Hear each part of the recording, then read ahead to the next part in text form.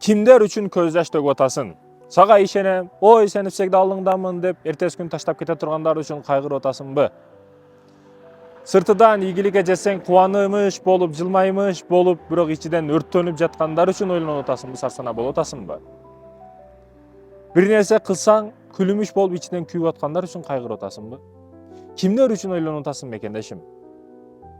Эл көрсүн деп бирдекени көрсөтүп коеюн деп атасың, кылышка аракет кылып атасың. Бирок алар үчүн сен эч кимсиң. Алар сени маанилүү дагы эмессиң.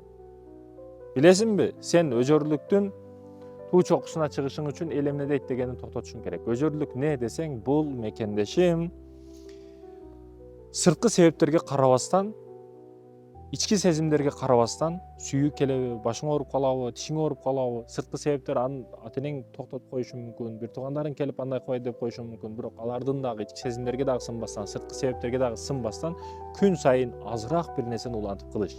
Пайгамбарыбыз эң жакшы уланып турган аз иш дейт. Аз иш эң жакшысы дейт. Ошондуктан аз болсун, саз болсун күн сайын кыл, бул өжөрлүк мекендешим.